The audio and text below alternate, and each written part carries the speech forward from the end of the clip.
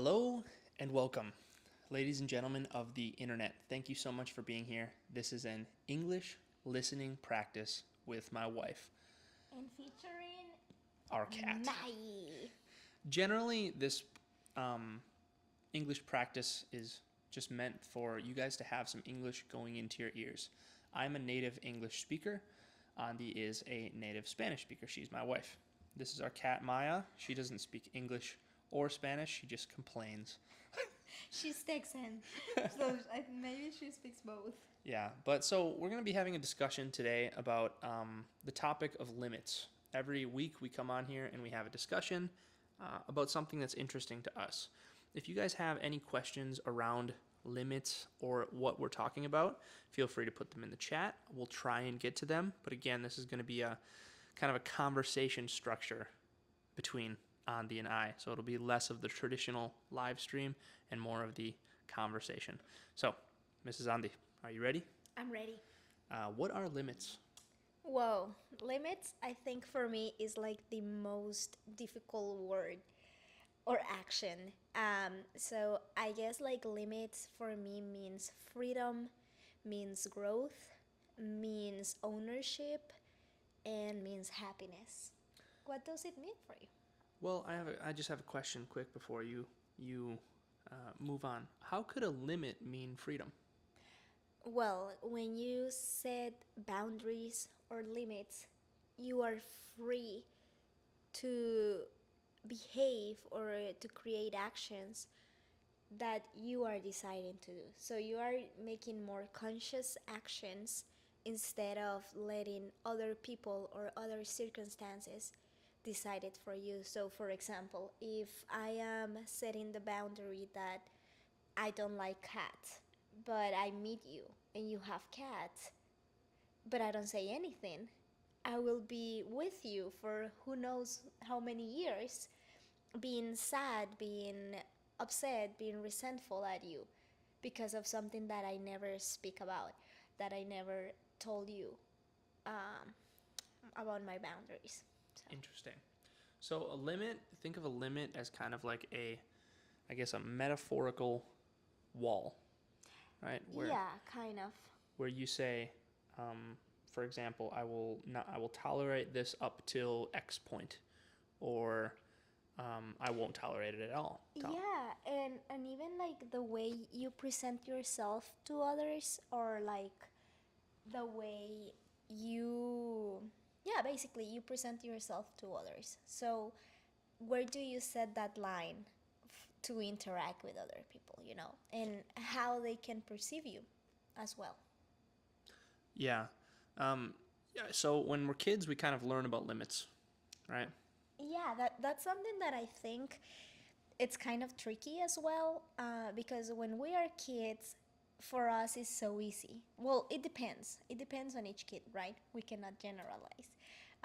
But there's a lot of kids that if they don't like something, they will tell you, I don't like it. And they don't even care if that took you a lot of work, if that took you a lot of money, if, like they don't care if they're gonna hurt your feelings. They only care about their own happiness and their own comfort at that point. But while we're growing up, we are changing that. And I think like the beautiful metamorphosis, Metamorphosis.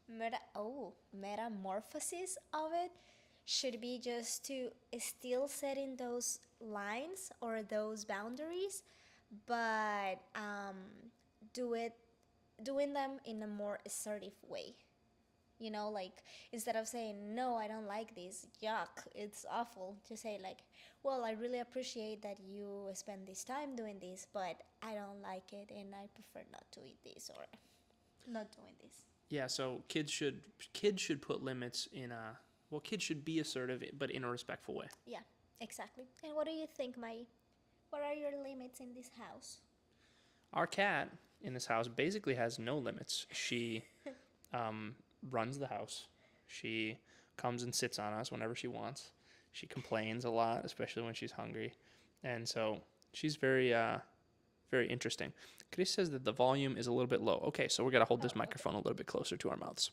Thank you. So back to kids and limits. Do you think parents put enough limits on kids in general? Wow, that's a oh. Why you ask me this in camera? um, well, again, I cannot generalize, but I think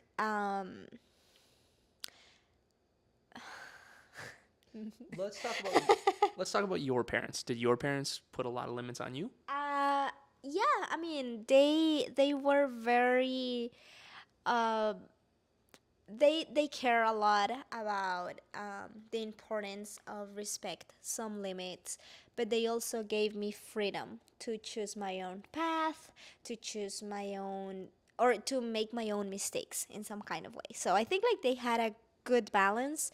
Maybe they should have been more open to my likes or to my desires. But yeah, I think like they were the other way around. Like they were more like close, and they were like expecting more to follow those limits. What about your parents? Yeah, that's kind of interesting. Andy, I think you in general have pretty strict parents, and like you said, they really put hard limits on you guys. Like you can't do this, you have to do this, you have to act a certain way. My parents were much more liberal in that sense, where my brother and I, they did not put very many limits on us. They didn't have tons of rules. We had a lot of freedom in my hometown because I grew up in a town that was very small and just like everyone was family basically. So we could run around and do whatever we want. I find it interesting how my brother and I turned out. Neither of us are bad people or bad kids, but we weren't highly disciplined when we were kids. So, and I think I turned out, you know, relatively successful, right? I'm okay. So it's interesting to look at how people turn out in spite of limits or with a lot of limits from their parents. So my parents were much less strict than Andy's parents. Yeah, and I don't think like that any of our parents did like a bad job. I mean, I think we are like you said, like decent people at least. But I feel like in general, limits is also like I think like the way I see limits is more like about taking ownership of our own boundaries. I don't know if boundaries and limits are synonyms in English or Yeah, if they are the same. yeah, I think so. Yeah, boundaries and limits. So boundaries is another way that you could say limits. Oh, okay. Okay. So yeah, so I think like maybe for example, in my case, because I grew up I'm sorry. I have my hair in my mouth. No worries. I'll continue the talk. On the note of limits, we were talking about habits a couple of weeks ago, and you keep talking about putting self limits. So right now, I was kind of thinking about the limits that, for example, parents put on kids or that we put on each other. But let's go on to this topic about self limits. Like, Like self regulation, you mean? yeah, exactly, Yeah, okay. and maybe discipline. Yeah. Well, I think like those limits are important because we also can just that's the way we project to others. So for example, when I was younger and I used to drink, right? Alcohol. Alcohol, yeah. I used to went out I with used to go out. I used to go out with my friends, and before we went to the bars, I was like, "Please, don't let me drink. I don't want to get like I don't want to get drunk tonight." But like 5 minutes after we were in the bar, I was the one who was looking for the alcohol. So even if I was asking them to respect my boundaries of not drinking, I wasn't respecting my own boundaries. So later on I was just thinking like in other aspects of my life how I am expecting that this person respect my boundaries if I am not respecting them. So I think like that's really important, especially when we're talking about habits or actions or behaviors that are important to us, to be honest with ourselves and try to look to us from the outside and see like I'm really showing this to the world or I'm just only thinking I'm doing this. That is very interesting. So, putting limits on yourself or limiting yourself from doing maybe hedonistic acts is an act of control, like having self control, and that's something that's admirable. Do you know what admirable is? Yeah, Admirable. admirable. Yeah, that is something I think that's admirable, and that's a really good point.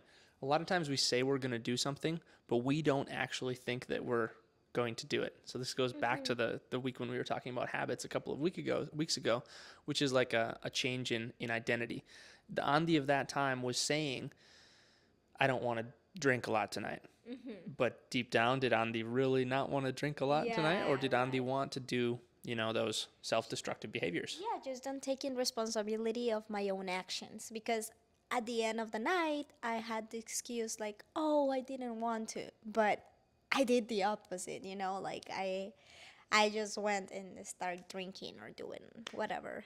And I also think like that's really important, especially when we are setting relationships. It could be like romantic relationships or friendships or even like work environment relationships. That I don't know, like I'm just thinking because I just read it in the book that there was like this person that was like, well, my boss is always sending me work in the weekends and I don't like to be working in the weekends. But this person was always saying yes, yes, yes, yes, yes. He never used like his assertive communication to say like, well, I love this job. I am really a good worker, but my weekend are my days off to recharge and to be better at work. And these things that I'm doing on a Sunday night, I'm not even being paid for it. So Yeah. that those kind of things are important, and other people doesn't need to know. Like I cannot expect you to respect. I don't know. For me, my morning routine that is like really important. If I don't tell you, like, why you need to know that? Yeah. If I never speak that to you, so. That's interesting. I think it's important to note here on the topic of alcohol because we're both teachers and this is going to be online forever, most likely, if unless I ever YouTube bans me for for whatever reason. You don't drink anymore. No, no, When did you quit drinking? man, it was a while ago. Um, Alcohol, that is. I think it was in 2020. I would like to say. Was it hard for you at the time to limit yourself and not drink alcohol? Well, for me, it wasn't like a limitation because I was having like this consonance, Cognitive dissonance. cognitive dissonance, uh, that I was trying to fuel my body with food that was going to help me to be healthier, to with food that like I was trying to move my body. I was just in general trying to just put love and care in my body and in my mind. But then, I don't know, I was doing this from Monday through Friday.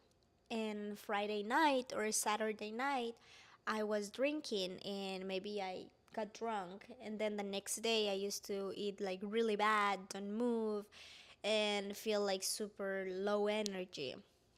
So for me, that cycle was like really like it didn't make sense. I think maybe 2 or 3 years before I stopped drinking. So I started it just doing it slower and slower. And actually, I never loved like the flavor of alcohol. I mean, there's a lot of good, tasty drinks, but I realized like, man, I enjoy more like a Coca-Cola. I prefer to drink that or eat a slice of pizza. So, like for me, it was better just to go out and eat, I don't know, junk food than just get drunk. Yeah. It gave me more pleasure. So I don't feel, in my case personally, was like limiting myself. Is the same when I stop eating meat. And what about you? Because you also don't drink anymore. I also don't drink anymore as of almost 1 year now that I Yeah, haven't that's drank alcohol. awesome. It's interesting to think about, and Jay just put in the chat, Coca-Cola is also not that healthy. Yeah, you're exactly right. Sometimes it's a matter of choosing between uh, two things like that, or Yeah, you for could just do both too. or don't do any of them. I mean, it's like a personal preference. Coca-Cola is not healthy at all, but like at that time, for me, it was like you said, like just a balance Mm. between the alcohol. Because like if you put it in some kind of way, I think even one beer is more healthy than one can of Coke.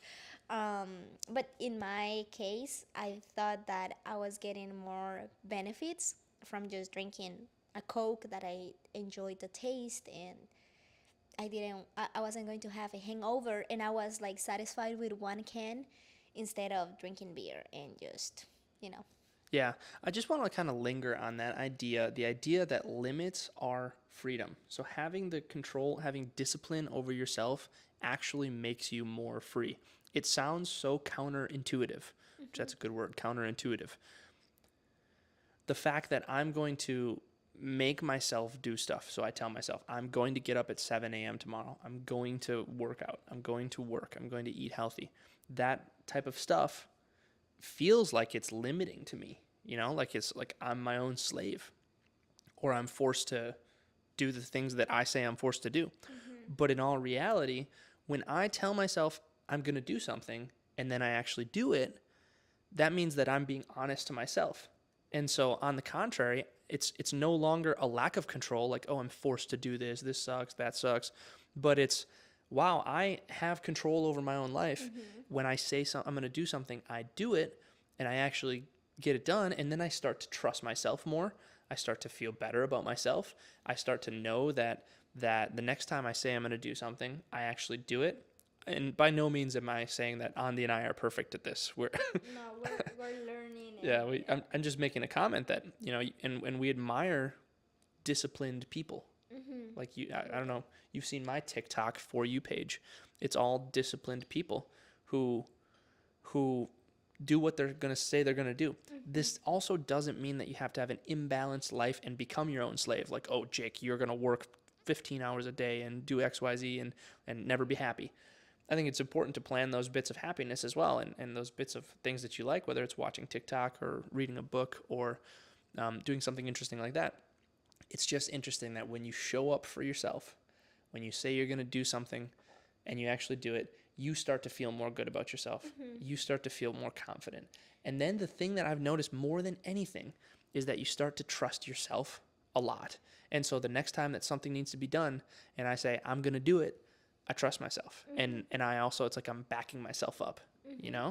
And I feel like also people surround you notice that. So if you start becoming consistent, let's say I start respecting your time more than if you just say you're going to do something and you don't. So yeah, I really like that. So it rubs off on you as well. It rubs off Yeah. on the people around you. And okay, just changing a little bit the topic, or you want to continue with this? Nope.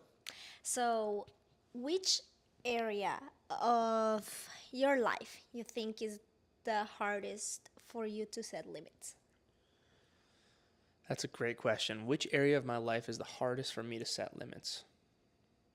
Probably the things I put in my body. I think many people have the same experience that So, with yourself, or with your family, with your friends, with your work? Like, which area? That's what I'm. probably with myself. With yourself. Yeah. I saw an interesting video that was when your boss tells you to do something, like says, "Hey, Andy, you got to show up at 7 tomorrow and you have to get this report done. Like I need it." You do it without asking questions. You might be angry about it, but you still go and do it because the boss says you do.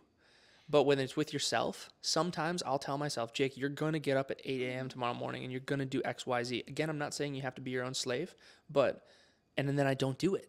And then I stop trusting in myself. So I think it's hardest for me to put limits on myself. But I feel like in general, you with people, you can set those boundaries. Like, for example, and I don't know if this is cultural in if you're Hispanic, please tell us in the chat if you feel that way. But Jake, like if he's with friends or even if he's with bosses or something and they say a joke and he didn't think it was funny, he won't laugh. Like he will be just like, for me, that's like so hard to do. Like I just feel like I it's so hard for me to set those boundaries. So if my boss is telling me a joke and let's say I think it's like a really bad joke, I don't know how to react to that and I will be like because I was raised to be polite and just I always think like just to not make people feel like bad. So I don't know if for you, like in general, it's just so much easier to set those boundaries to people because for me, it's not. Yeah, I'd like to talk about that, and do tell us what you guys think about this. So, in my opinion, we can use the example of a joke or like something just silly or that doesn't really add to the conversation. If I'm having a conversation with someone, whether it's with my friends, with my family, with my bosses, and someone says something that I don't think is like funny or adds anything at all, I refuse to be dishonest and laugh or say that's so funny or even entertain it. So oftentimes someone will say something that in my opinion, and I'm not trying to be rude, but they'll say something that in my opinion is just a silly thing to say. I refuse to respond to it. And so sometimes somebody will say something that in my opinion does not merit a response. And Andy will be like, Jake, aren't you gonna reply? And I'm like, Thank you. yeah, or say something. And I'm just like, no, it doesn't deserve a response in the conversation. I see it as my buddy and I, Dalton, we're talking about this surface level dishonesty. And the surface level dishonesty is when you talk with someone, like especially someone who you're not super close with, there's like a certain fakeness to the relationship. So it's a little bit fake. You have to act maybe happier than you usually are. You have to laugh at their jokes even when you don't think their jokes are funny. You have to entertain the silly things that they say even when maybe you're just like that was silly. I don't even know what to say to that. So it's like this surface level dishonesty that is being socialized. I mean, obviously, I'm not gonna just be rude or say everything I think, but it certainly for me goes the opposite way. That if I don't feel like I should say something, I just won't say it. Better to keep quiet. Um, Okay, that's my opinion, Chris. Like I don't know if it is because I grew up with that mentality that I was like, okay, oh no, better to be like you. like me, yeah. So I'm sorry. but what we're saying is Andy will for example will say like laugh at the joke even when you don't think it's funny. Yeah, I mean, but I don't see it, and that's something I've been working on. But I don't see it more like a dishonesty.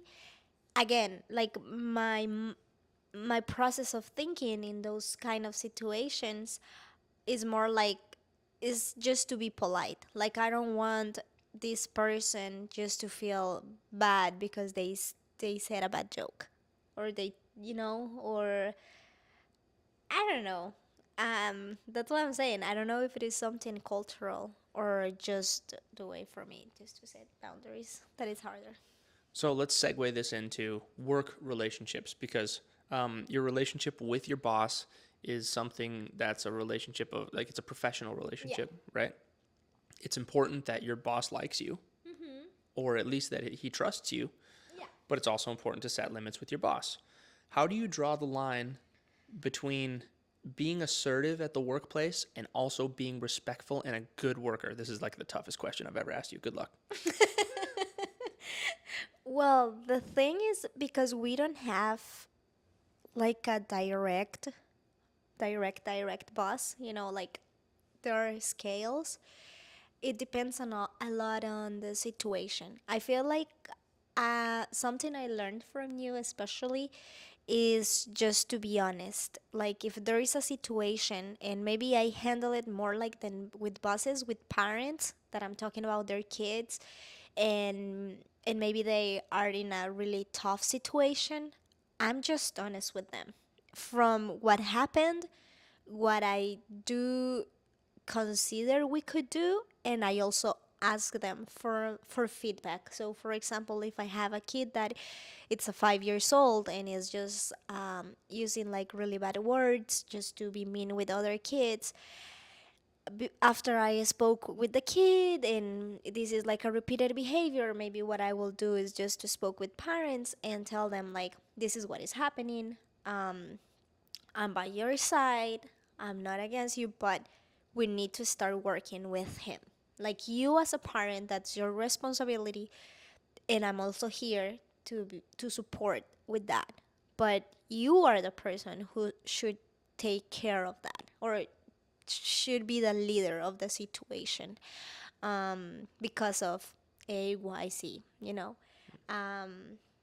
So yeah, I think just to be honest, tell them that is not that I'm against them, and maybe yeah, maybe I don't know, like with my team or colleagues, again, just be honest. Like I don't like this, and if I do not have a solution for the situation, sometimes I just don't say anything. You? Very interesting. I think you're right. I think being honest is extremely important in those situations. Like, that's the first step. When you think something, when you truly believe something, you have to say it. You have to be honest and say it. We bothered her, but that's okay because I can adjust here. You have to be honest and say what you believe. Because if you're scared to even say what you believe, how can you ever bargain on your own behalf? And that means how can you ever be a real advocate for yourself? There's also a limit to this. I mean, it needs to be constructive in the workplace. Like what you were talking about with parents, I think is a constructive way of going about it. You're telling the parents, listen, I want what's best for your kid. And so, and this is what you need to do. And you're putting a limit, but it's like a limit with a positive intent, right? It's not like your kid's never going to be able to do X, Y, or Z. It's, Yeah, and I think like that's what I was telling about, or that's my idea about boundaries. And that's why, in my perspective, they give like freedom, because in general, when we set those boundaries on, or when we communicate our expectations, there's no space for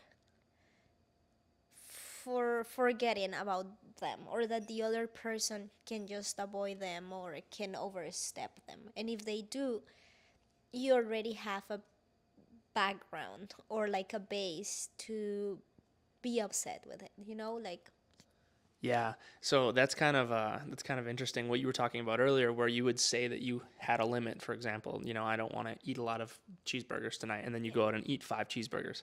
yeah. You don't trust yourself. Nobody else trusts you.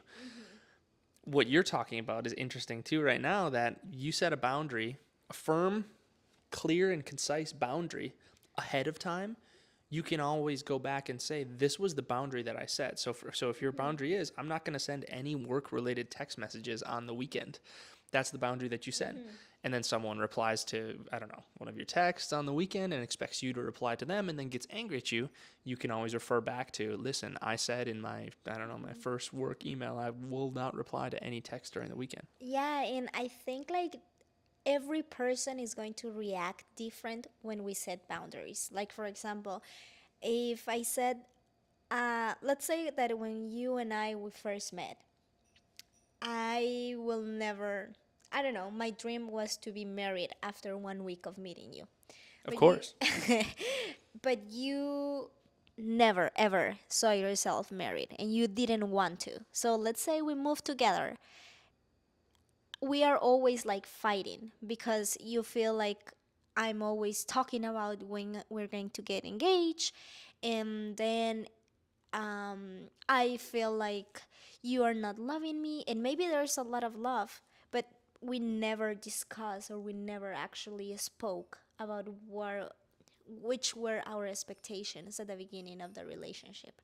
So I don't know if that example makes sense, but I feel like um, I forgot what I was saying.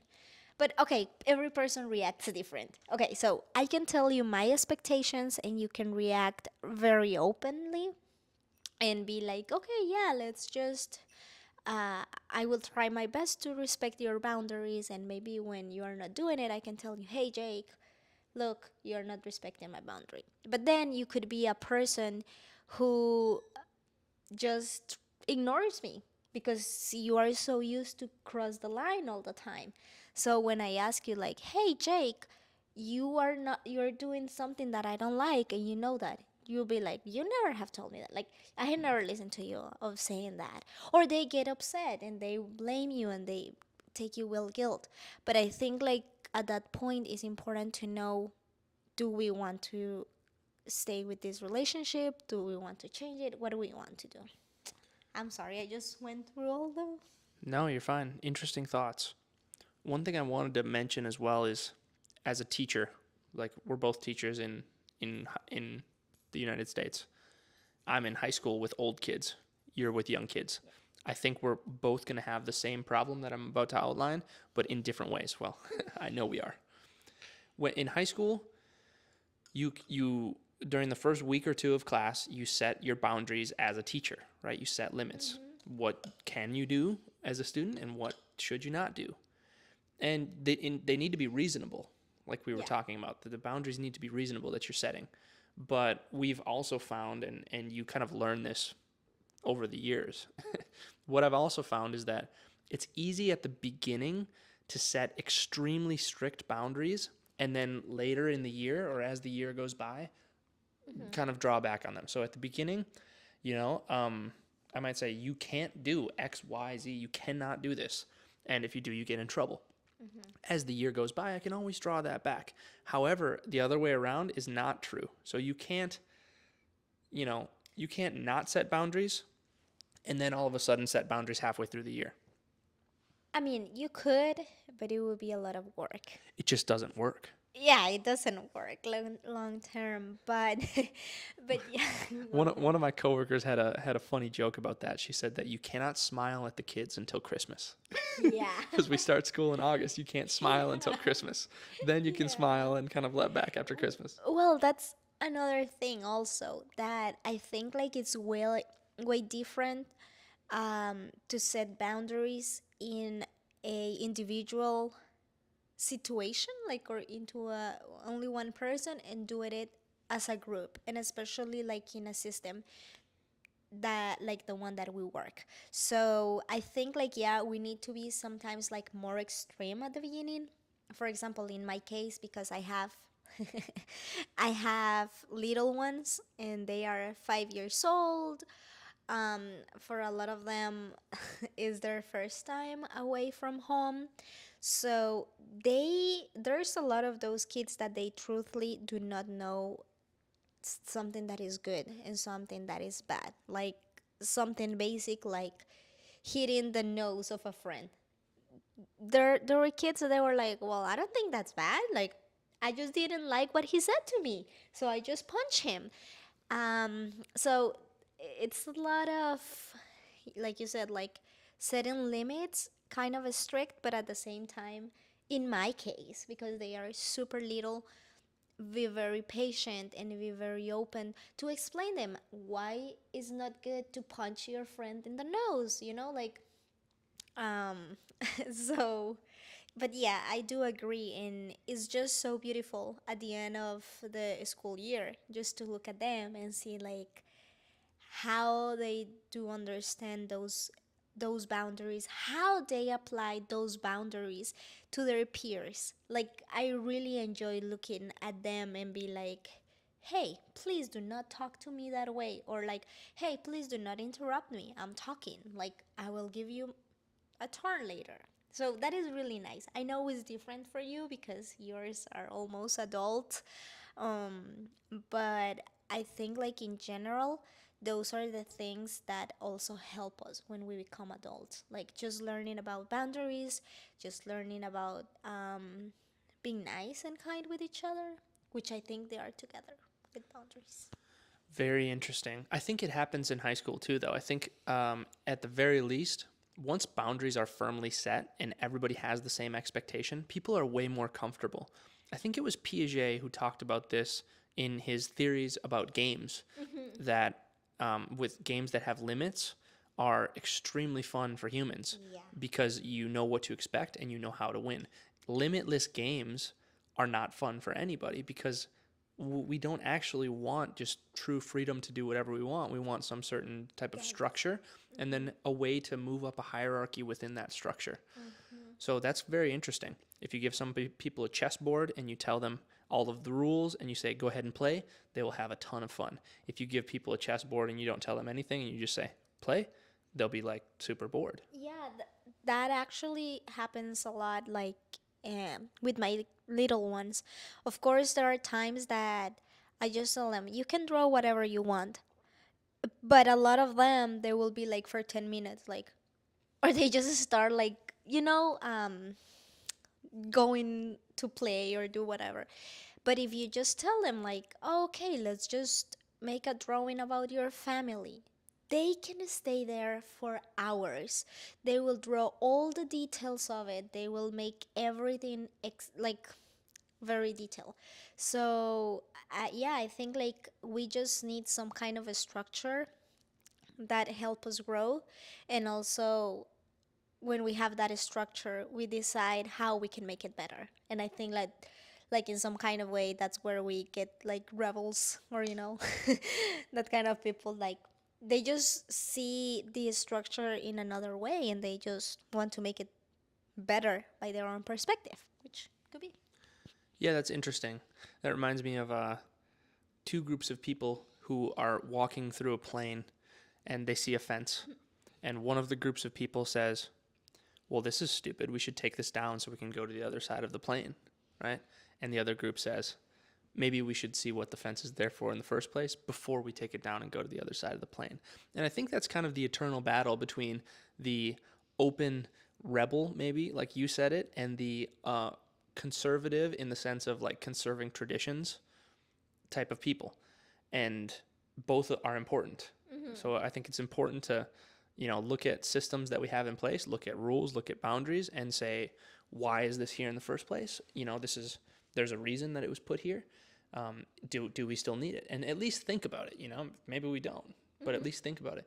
But it's also important to have those other people or that other side who say, this is a stupid rule. We should do this about it. We should change it in this way, because like those are also the type of people who make change in the world. Yeah, and a lot of the times it's better. Like I feel like change is always good.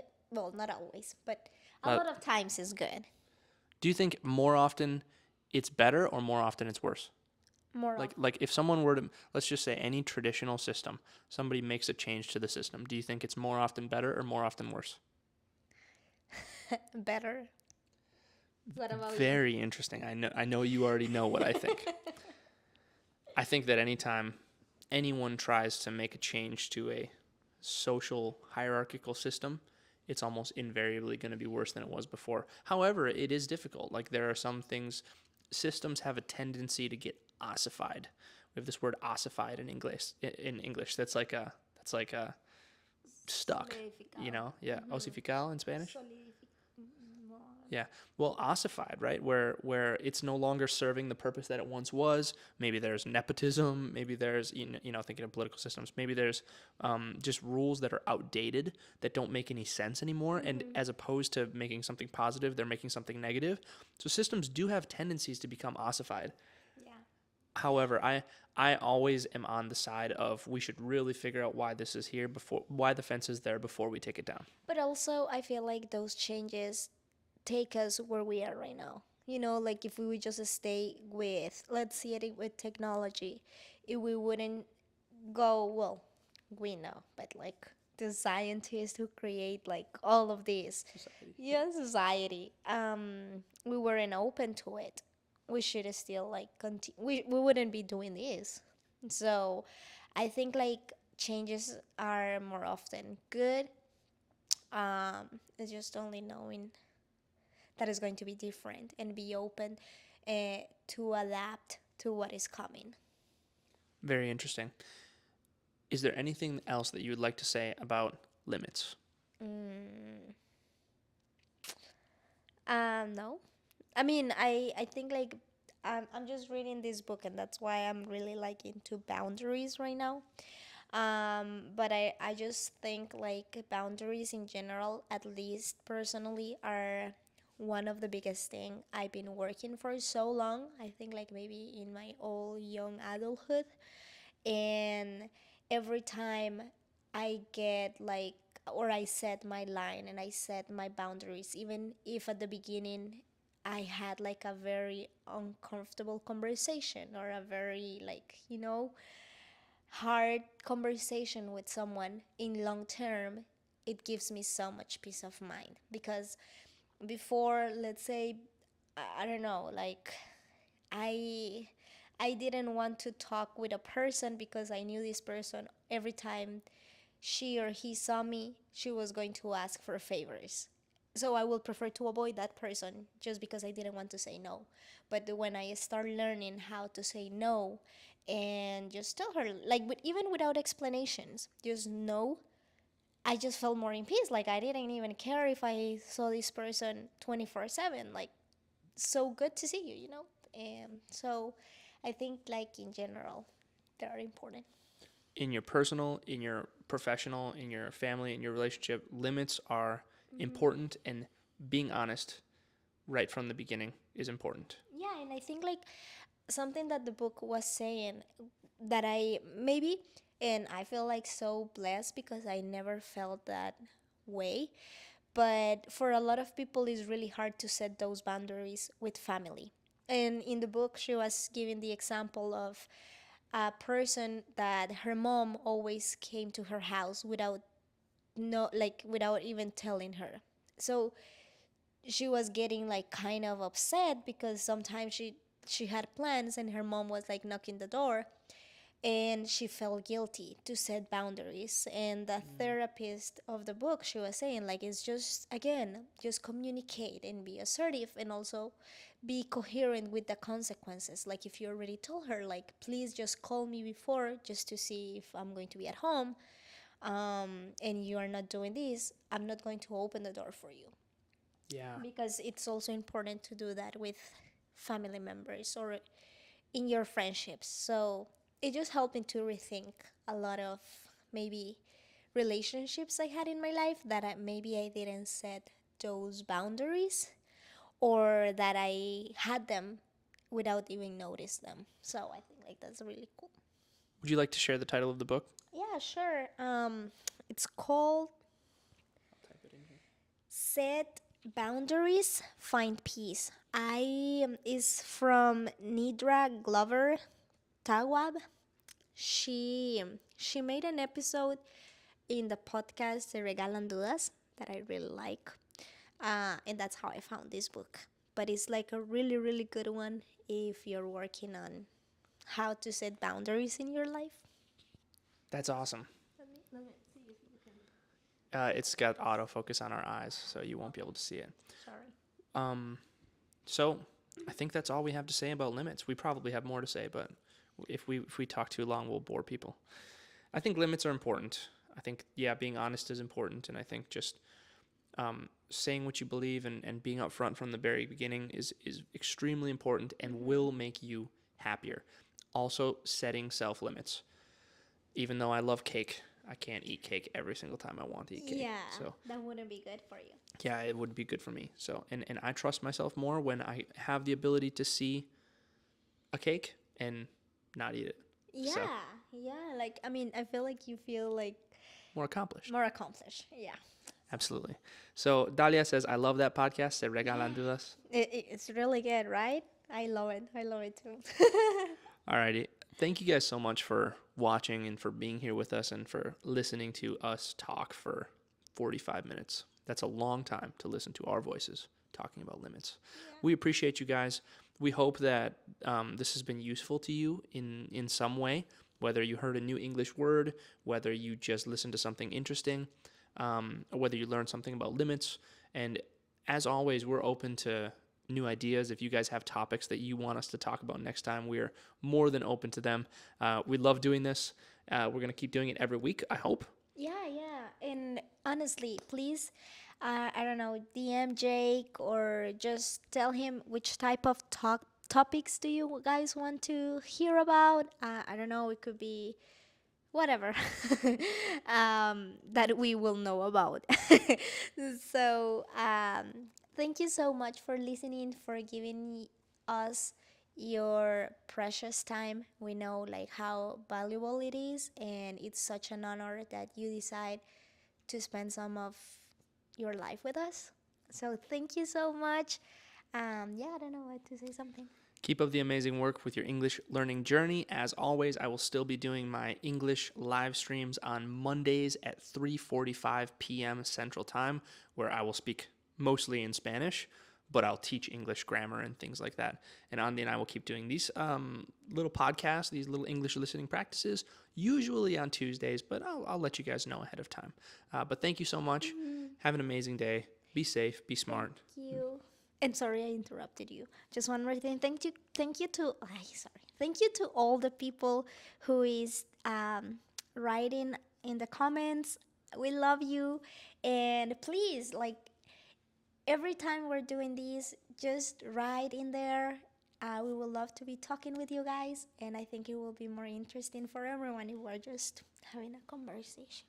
Absolutely. We appreciate y'all. Have a great week. Be safe, be smart, make good decisions. I hope your family's healthy. I hope you guys are good. And until next time, that's all I have. Anything else? Be good. Heart. That's a heart. Bye. Cuídense mucho.